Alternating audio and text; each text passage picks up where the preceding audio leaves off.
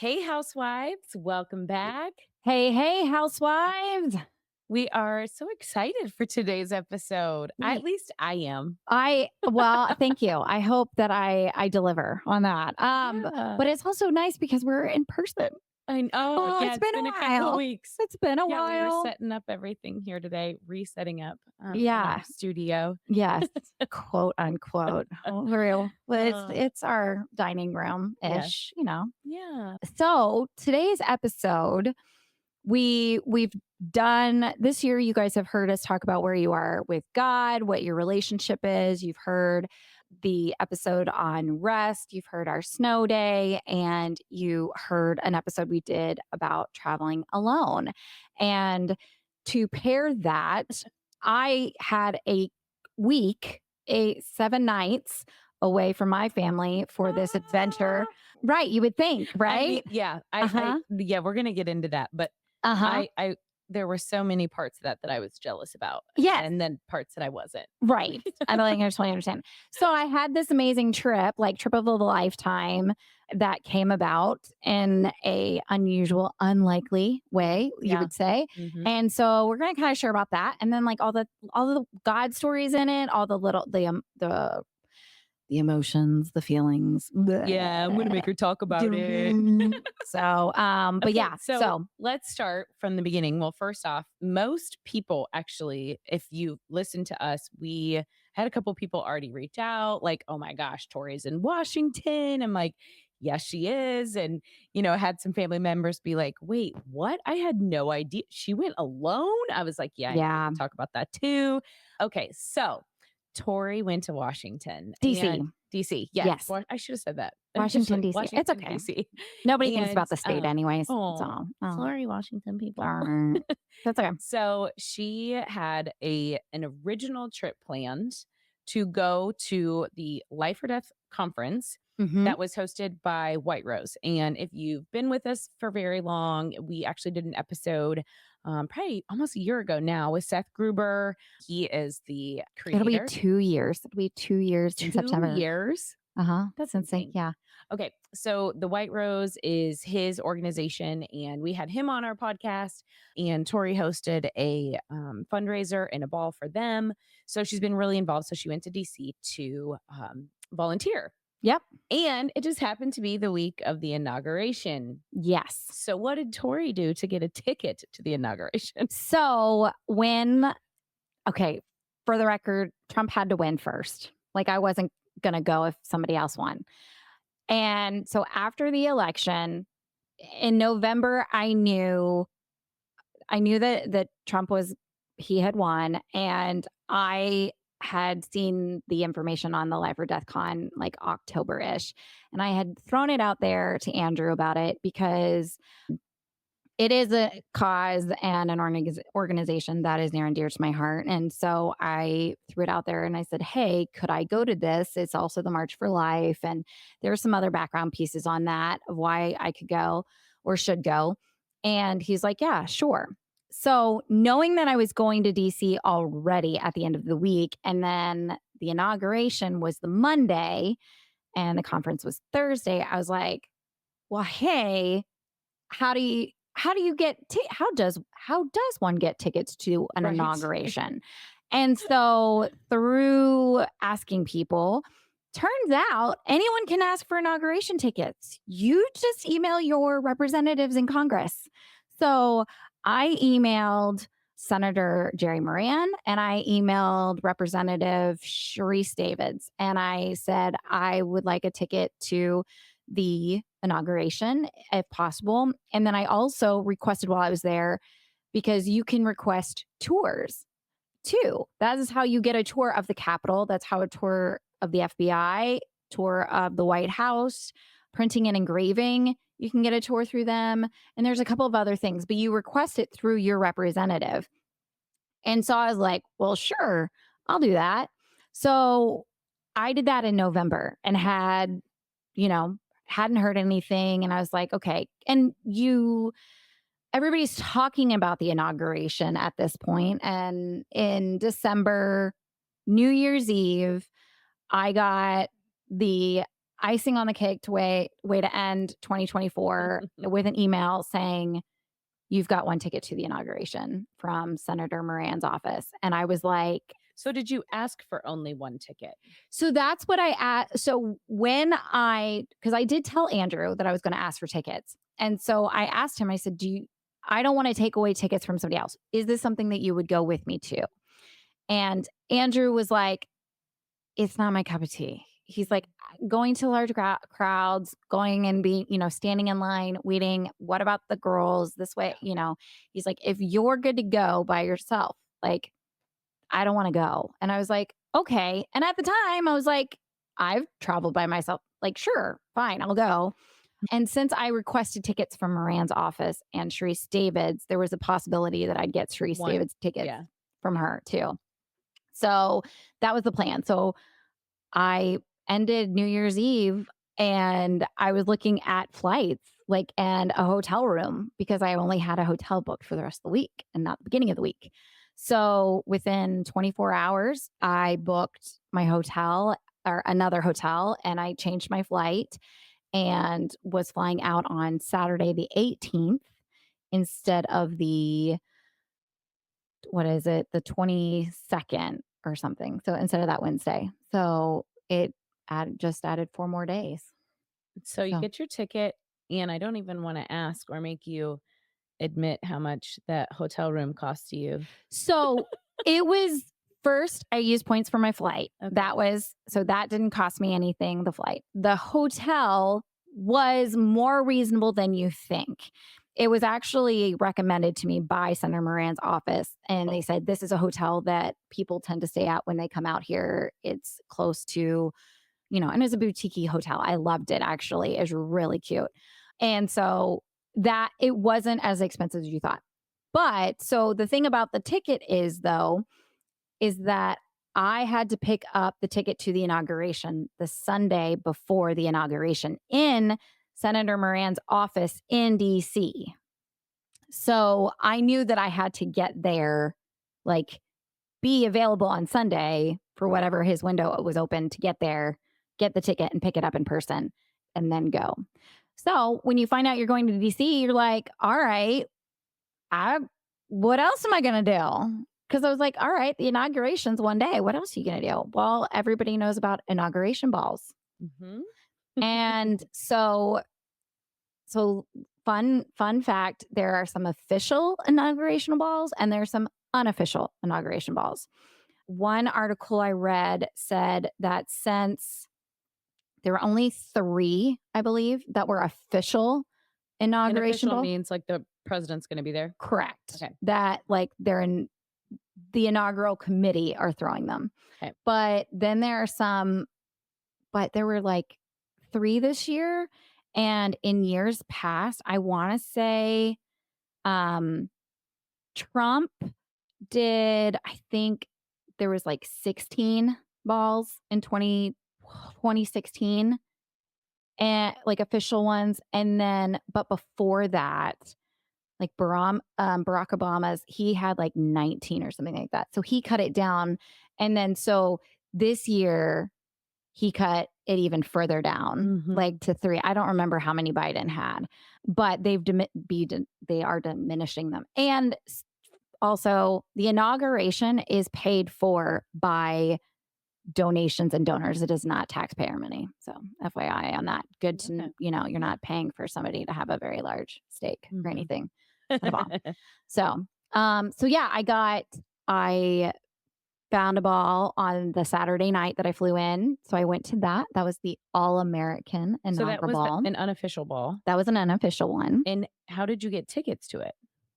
So you just Google inaugural balls and then just find whichever ones and you can just buy tickets. That's insane. Yeah. Or it's knowing somebody that has a ticket to something. So like Turning Point USA had an inaugural ball or inaugural eve ball. Their individual tickets were like $5,000 each. I did not pay anywhere near that. Yeah. For mine.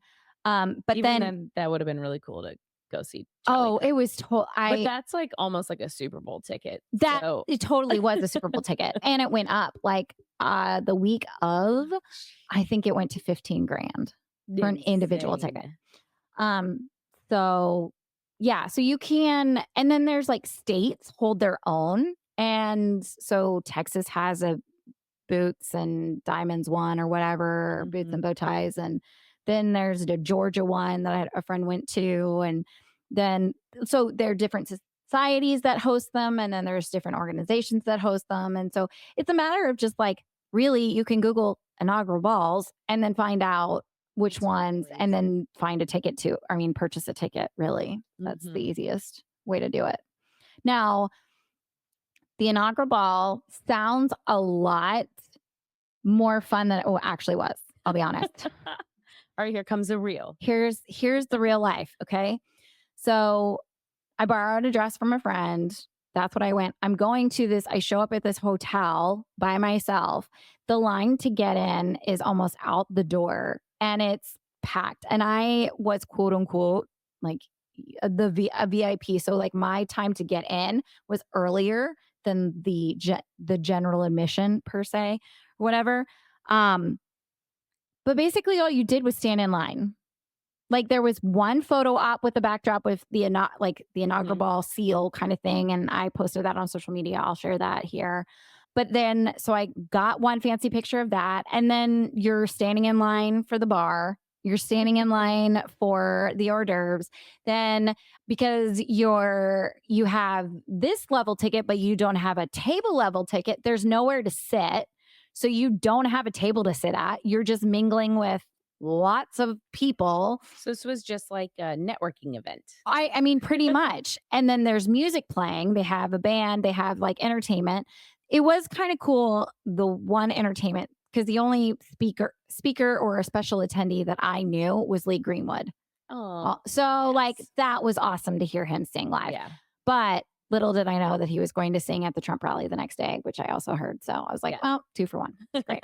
So, but yeah, it really was just a networking thing. And then before you know it, everybody's drinking. And then you get the drunk versions of everybody.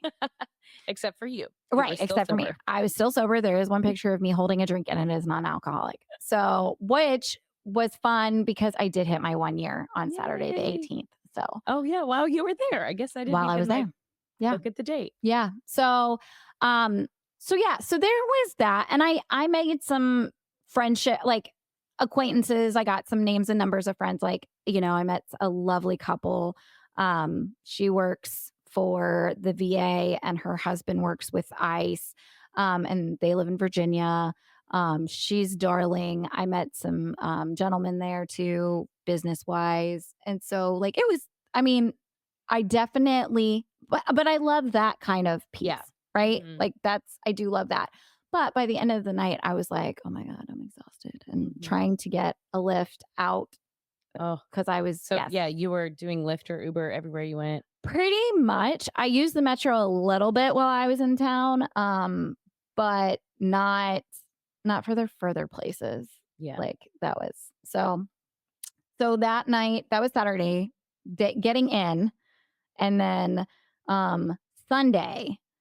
So the heartbreaking news was what, a couple of days, like the middle of the week before, Gosh, I don't think you knew until Friday. maybe.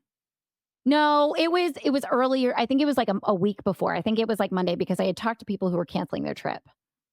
Okay. So they moved the inauguration inside, which the last time they did that was in 1985 or 86 with Ronald Reagan's inauguration. Mhm. And they said the reason was because of the cold weather.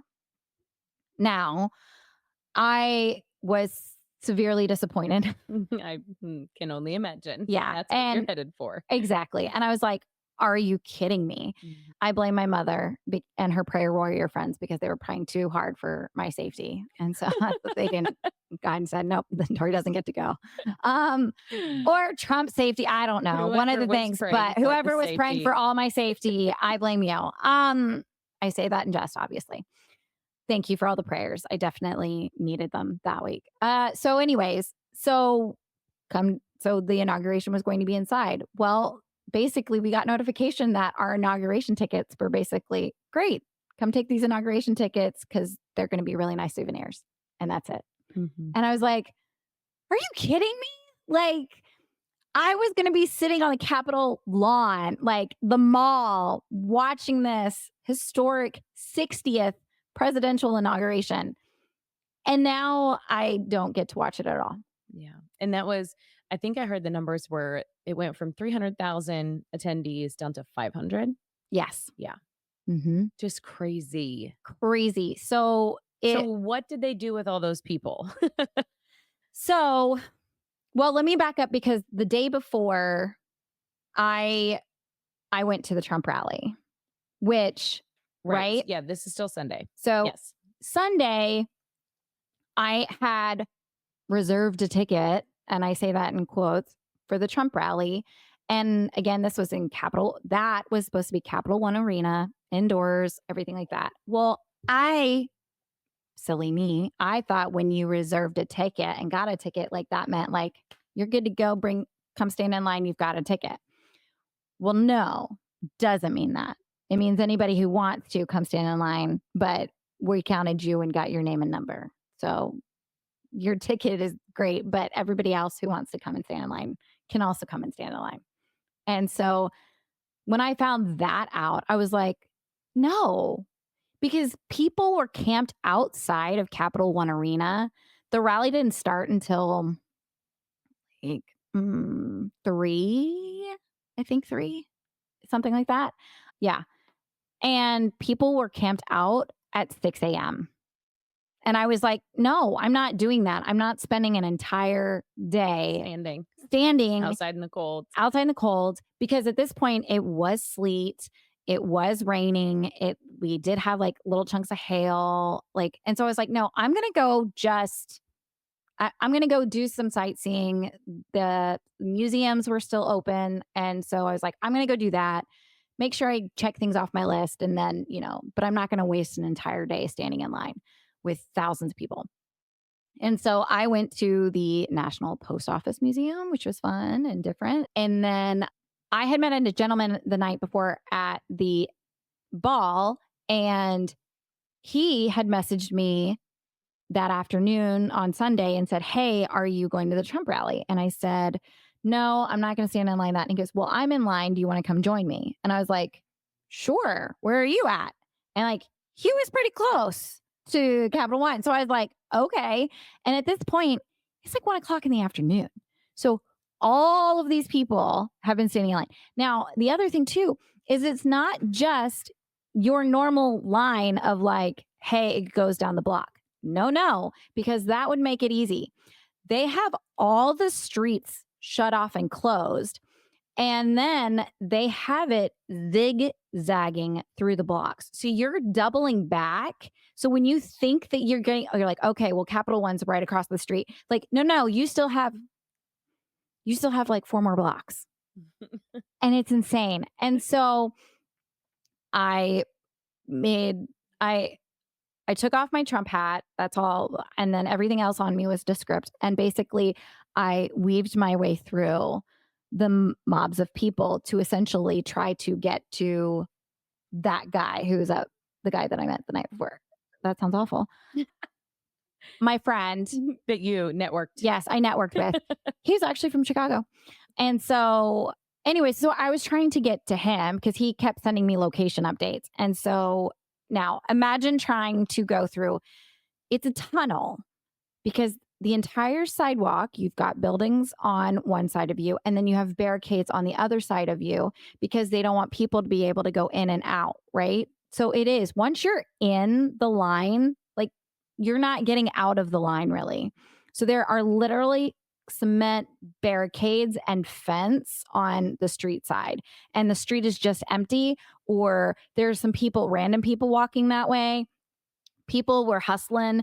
I mean, there were people selling loaves of bread for $20 because people were hungry and they had food. Oh my gosh. There was a guy walking down the street with things of coffee, a That's smart. small thing of coffee for. Except for I wouldn't know which was in that, but okay. Yeah, but I mean, he just bought one of the big catering canteen things Mhm. from whatever coffee shop and was selling that. And then, I mean, it was, and then obviously all the Trump You merchandise know I'd people. never be able to do that 'cause I would have to pee. Oh yeah. No, there was no I couldn't do restrooms that. there. So anyway, so I'm trying to zigzag and then finally, and since it's just me, there's a little bit more freedom in that. And I don't mind, what's the word? Being like, Breaking the rules? okay. I wouldn't say breaking. I would No. say being Bending? flexible. Yeah. I don't mind being flexible. Does that make me friends? Not all the time. And so I got up on the cement blocks and started walking on those. And I may have, I just ignored when people yelled at me.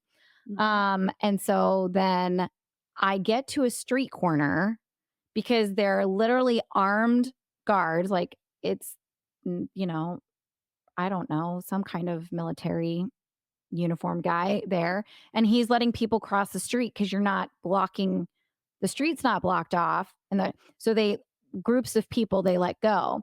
Well, then I just kind of corner around or whatever.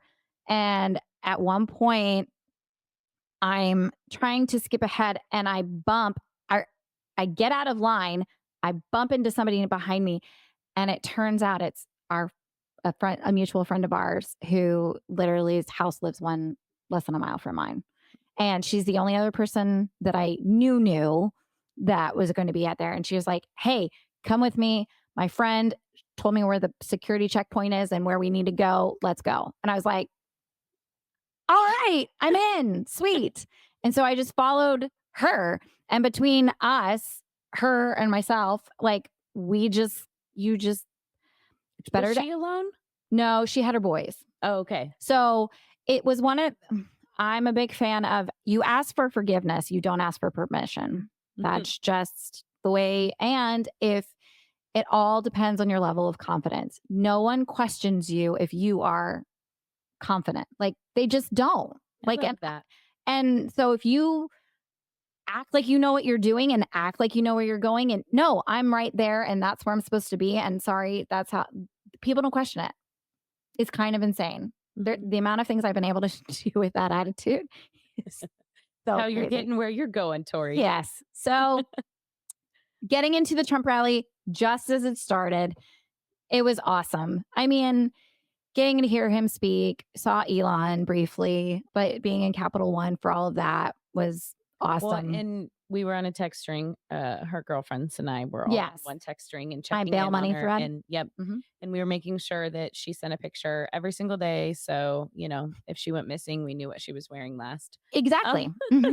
we joke about it, but there was a few of us that are really scared for her Yes. going alone. I would never. I am pro travel alone. I am not pro put yourself in all those very dangerous, crazy situations and hope for the best like Tori. But she did good and she's home safe. So praise God. Right. Amen. Amen. And that's the end of the story. Right. But I will say on Sunday when I got home, knowing that, or I say home, back to the hotel, I was so homesick. Like, Mhm. and I had been gone for 2 days. Like Yeah. that was like not even 2 nights Well, yet. it wasn't as much, and you can tell that part, but homesick can mean a million things. There's a part of being homesick when you've been somewhere for so long that you just want to be home and in your bed and just with your people and in your space. It was homesick different for you because it wasn't, it was that you were doing it alone without the people that you love. Yes. Yes. And that makes a And big difference. it does. And Andrew is so my best friend, and nobody shared this episode with him, or he'll get a big hug. But like he makes me laugh. We make each other laugh. And so there's those inside joke moments or whatever, or, like I'm chuckling to myself thinking like, oh, that's something I would say to, like Yeah. I wanted that, or I wanted like stuff that I'm like, oh, I wish the girls could say that they've seen Trump. You know what I mean? Like those are the moments that I was so sad about. But there was physically no way that I would have been able to get into the rally Yeah. had it been the four of us, or even Andrew would not have walked the cement. no, barriers. he wouldn't have. He wouldn't have.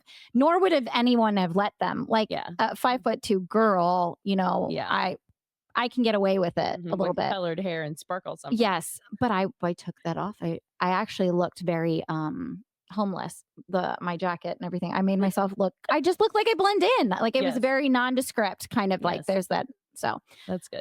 which was the smart way to do it. But so yeah, I was really sad. So when I called them on Sunday night, I was crying. I was upset because I missed having sharing those moments. It's something so exciting for me and not having somebody else to share Mhm. them with. Mhm. And in that moment, and of course I love my friend that was there.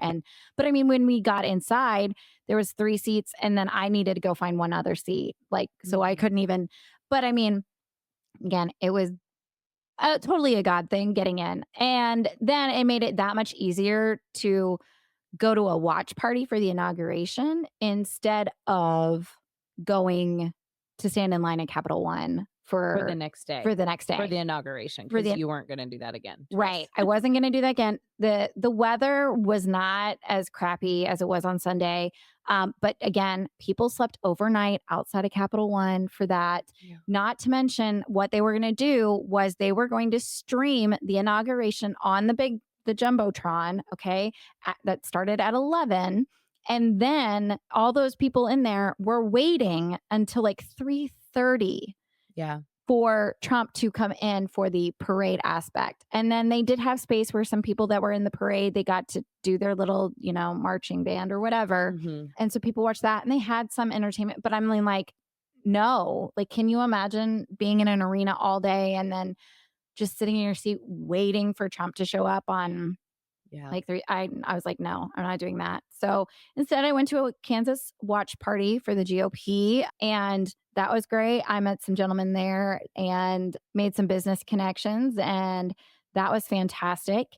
And that was Wednesday. That was kind of no, that was Tuesday. Good Lord. No, that was M Monday. Monday. Holy crap. Yeah, you haven't even been on your tours yet. Dude. Okay. So then that was Monday. Okay, Great. hold on. The Okay. inauguration was amazing. It was amazing. Carrie Underwood was the bomb. Yes, she was. That was She killed it. She killed it. Like, way to just talk about being confident and just doing whatever. Yeah. Like, just act like you know what you're doing, and she did. And she did. And she was like, if you know the words, sing along with me, which I loved. I mean, Yes, it wasn't about her. It was like, hey, this is the song. We're supposed to sing it. The music isn't working. Let's just make this happen. yeah. It was beautiful. Absolutely loved it. Yes. And yeah, And his speech, I know that there's, if you didn't vote this way, I understand. But like I pulled out certain parts of his speech. Like I reread the transcript of his speech and there were certain things that I just was like, I pulled out and I was like, wow, like a man saying this in front of entire United States, like in front of the entire world, Mhm. like there are only 2 genders. Yep. Like, oh my gosh, that is so good. Like I believe So my life, good, but like, so crazy that it ever had to be in a presidential inauguration. right, But right. whatever. Like that's controversial, whatever. But the fact, like, too, like I believe I was saved by God to help save America. Like Yeah. whether you believe in God or not, that was divine. Mhm. I mean, Yep. Milla and the black pastor at the end. Yeah. Oh my gosh, he was so good. Yep. So good. Passion. Yes. And I got to see him again actually later in the week because he came to the Life or Death Con, which was cool. So, All right. So you had an itinerary full of stuff that you did before you even got to the conference. So yes. you visited the printing. Yes. And The engraving. Bureau of Yeah. Printing and Engraving, which as a printer's daughter, or it was awesome. You can't do any pictures in there. I mean, they're making currency. So, Yeah. but it was really cool just to see it. There's only 2 places in the United States that they make money, DC and Fort Worth, Texas. And just to see the process and all of that. And so I loved that. I thought that was really fun. And then I just walked around, like I took pictures in front of, the buildings and stuff like that and Supreme Court. And so I have a lot of pictures like that. But then I also went to like the National Museum of American History. I did the National Archives where you can actually see the Declaration of Independence, Mhm. Constitution, and the Bill of Rights. And people had told me, like, don't bother with that one. Like, it's just pieces of paper behind glass. But like when you see them, Yeah. like I was that was cool. The National Museum of American History, a lot of the first ladies' gowns were Yes. in there. Yes. That was kind of cool. I also saw American history, Dorothy's ruby red slippers. Oh, So I got a picture with Dorothy's as being from Chris and Kansas. I went when, gosh, 10 years ago and Yeah. did all the tours and did, well, not all of them, but obviously visited a lot of the places. And I can't even remember where we went or what we saw. No, So because long it's ago. just And it's all of so these. much. Yes, because it is. It's all of these buildings and it is so much. Mhm. And fun fact, I don't know if you know this or not, but in the original was the book of Wizard of Oz, the shoes weren't red. Do you know why they were red for the movie? No. Because it was the first movie in Technicolor. In the Oh. book, the slippers are actually silver. Huh. And so they Interesting. made them red so they stood out better in the movie. Interesting. Fun fact. Then, so we did that. And then Wednesday, I had to switch hotels because, again, this was not the original reason I came. I came for The the White conference. Rose Life or Death Con. And so I switched hotels and then they were all downstairs sitting up. And so I just went over and saw my contacts there and Bryce and Seth and everybody was like, hey, don't have anything going on. If you need help, happy to help. And they were like, yeah, that'd be great. They were missing some volunteers because a lot of people had canceled their trips to DC Mhm. because the inauguration, they were planning on going to the inauguration. Then the life, and that was moved inside. They were like, well, now I'm not going. So then they lost out on volunteers. So Wednesday, I stayed up with them and helped them put up hundreds of posters everywhere and banners and things like that and hung lights from hotel ceilings and had a great time. And that was super fun. Then the day of the conference, Life or Death Con, definitely check it out because I know they're going to do something similar next year. If you're looking forward to, if you're an event, check out The Last Stand, which is going to be this summer that they're going to do, I believe, in California. But it was fantastic. They had a lineup of like 12 speakers. I had my fangirl moment of meeting Yes. Eric Metaxas. Yes. Y'all, I met Eric Metaxas. He was so cool. So cool. And he is so nice and he's so chill. Like he's like he doesn't come with a big group of people or whatever. I also met Isabel Brown, who is with Turning Point. She does some things for them and an influence there. I from afar saw Allie Beth Stuckey. I I know would have you're fangirled over her. yes. I love her. Yeah. And then They all speak at the conference or just they yeah, attend? they all spoke. Oh, cool. Yeah, and then, like, some pastors, Andra said, he's from Australia. I can't remember his last name at the top of my head. But then they also got the pastor, Lorenzo something Oh, something, yeah, that from from the Michigan, inaugurate I think is where yeah, from the inauguration. Yep. He prayed over right before Seth finished out the conference that evening. And That's awesome. Seth Gruber, if you are pro-life at all, follow Seth Gruber because man, he puts it all out there on the field. I mean, and he takes nothing back. And he just tells you like it is. Like he has the conversation and Mhm. that is he does not tiptoeing around anything. He knows his facts, he knows his numbers, he knows the history like nobody else before. I highly suggest his book, The 1916 Project. It's also a documentary. Recommend that too. We'll put the links in the show notes. But definitely follow them, especially if you like, because what makes their organization different, the White Rose Resistance, a different kind of nonprofit organization than just your, pregnancy help centers or pregnancy crisis centers, is that they focus on educating and activism because they want you to be able to go out and have the conversations with people. Mhm. It's not just about like, hey, we're buying money, donate money so women can have sonograms. No. There's enough of that, but they want to educate and train you so you can have the words to say when in your everyday life because so many people won't touch the topic Mm.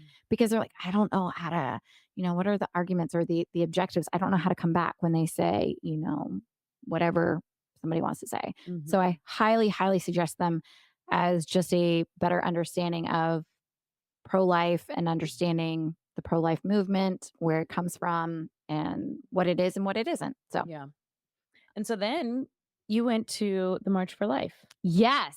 which was on the next day, Friday, right? Yes. So then I hung out with the White Rose people again for the March for Life, which holy freaking cow. I've never done like a protest walk before. Like I don't have you ever done one of those marches? Mm-mm. They have like thousands and thousands of people. It's crazy. Mm-hmm. I was there and I was helping pass out handheld signs for people to hold as they marched or whatever. And so we got into the event. Now, granted, again, there was a ton of added security because normally it's just there's a big rally at the Washington Monument and then everybody marches. But because JD Vance, Vice President JD Vance spoke, they had all this added security. So we had to go through metal spectrometers and metal detector, all that stuff. So that was completely chaotic. And so I got to hear JD Vance speak from afar. Ron DeSantis was also there, which I Oh, loved yeah. hearing those two people. So we're just passing out signs, but it's amazing. And I'm going to go off on my soapbox just for a little bit here because one of the most annoying things to me is how nonprofits treat each other because I have a background in nonprofits. I actually have a degree that would serve me to work for a nonprofit. Andrew would say I am a nonprofit. I take that very Tori, the nonprofit. Yep, that's me. 16 years going strong. Mhm. So the thing about nonprofits is typically, if they are for the same cause, they do not like to partner with each other because they feel that if they introduce you to their donors, that all of a sudden the dollar that they're getting from you then turns into 50 cents because they're like, oh, well, I love both of these organizations. So instead of, I'm now going to give 50 cents to you and 50 cents to you. So nonprofits are very territorial. They don't like to share their information. They don't like to support each other. They just don't. And it makes absolutely no sense to me because you're like, we're all in this for the same reason. Like we all want to see change.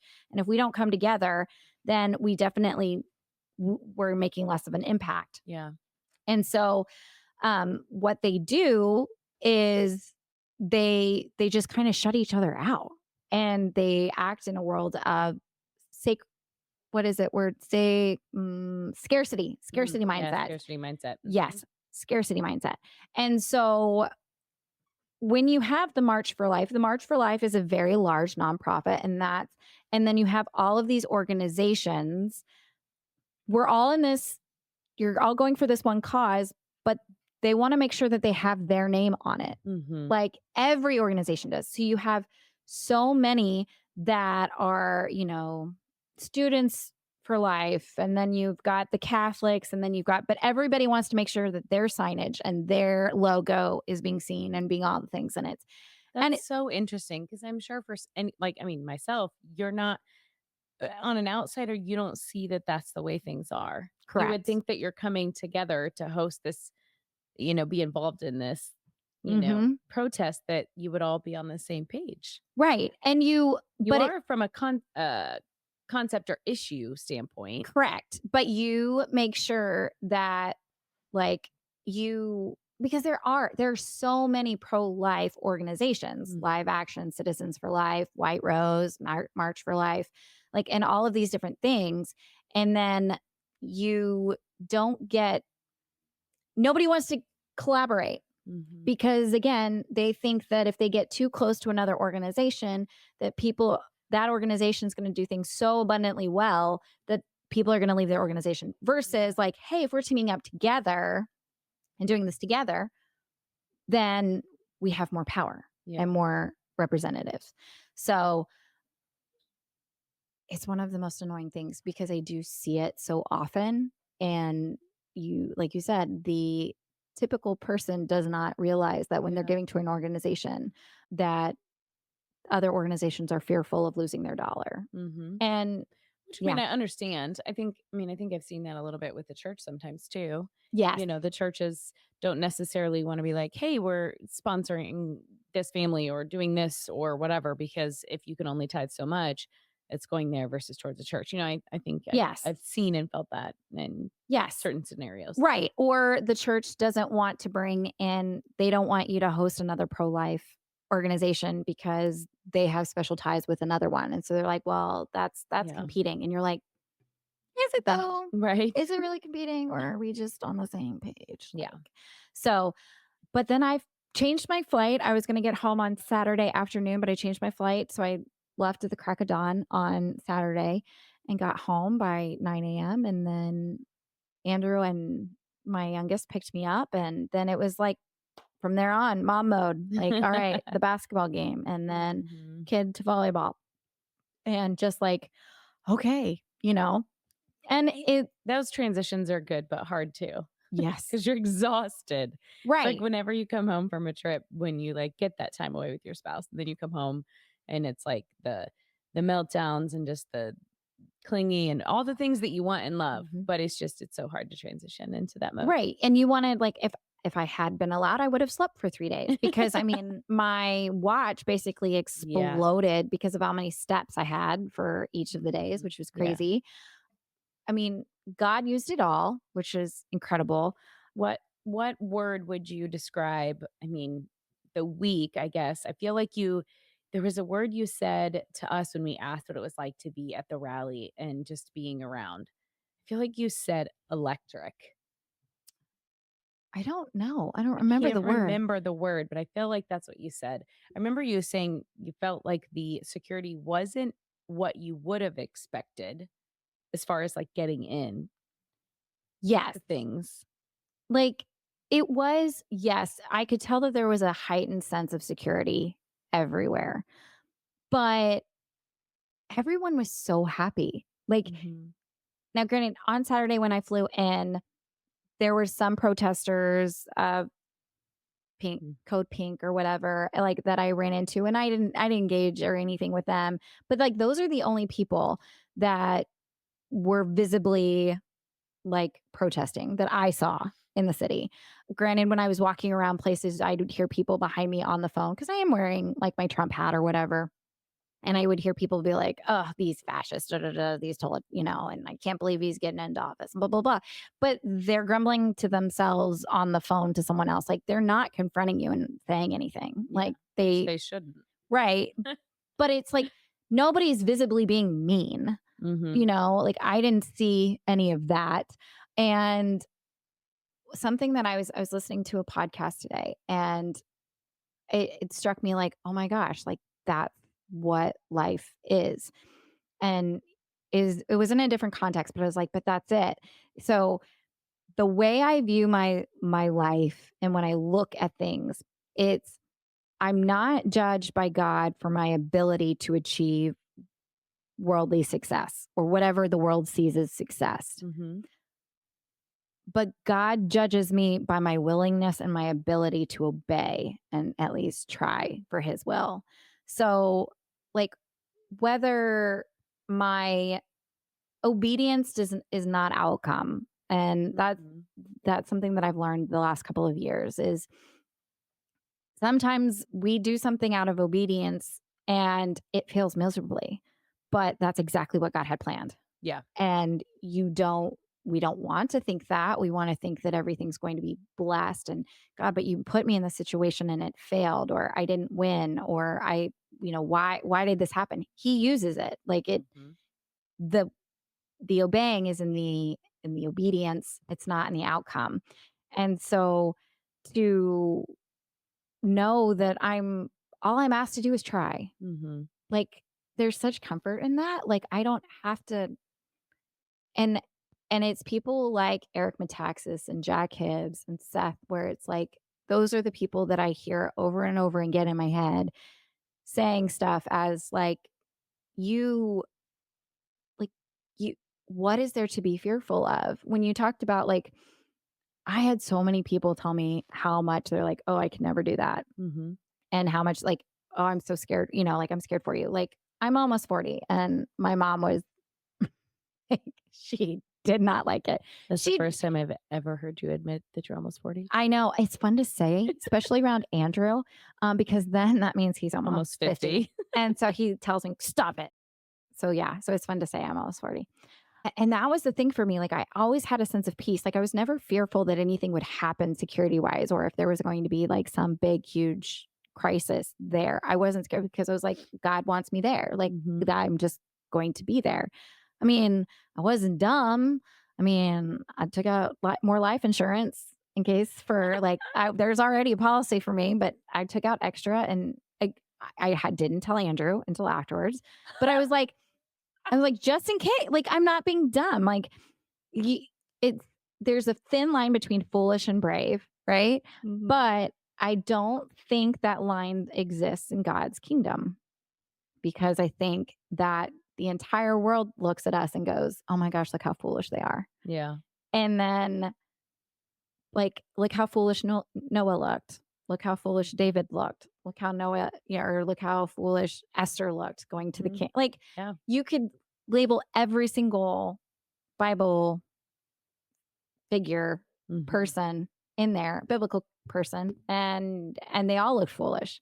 Yeah. And so I think that that's something that I just took away of like it doesn't matter whether what it looks like to anybody else. Success is not my job. My job is to being willing to obey and and just willingness to try.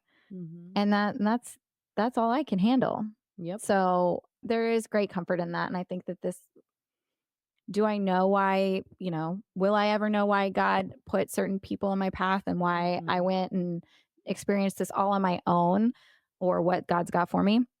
I have no idea. I may Yeah. never know on this side of heaven, but I had some amazing conversations with people and in Ubers and bartenders and all sorts, And and all those conversations, like, somehow, like you said, maybe you won't know until you're in heaven. However, they weave in and out, and you look back and you're like, "That's why that was there. That's why this happened." I mean, the way you met our mutual friend and the connections in oh which you yeah. have, and then she was the person that you saw and, like, bumped into in the hundreds of thousands of people, Yes, like, everything is orchestrated by God in such a unique and crazy amazing way. it is. And you can't thwart God's plan. Yeah. Like there's nothing that you can do to thwart God's plan You can for sure you. try. You could try, but because he already knows. Mhm. He's the beginning and the end. And so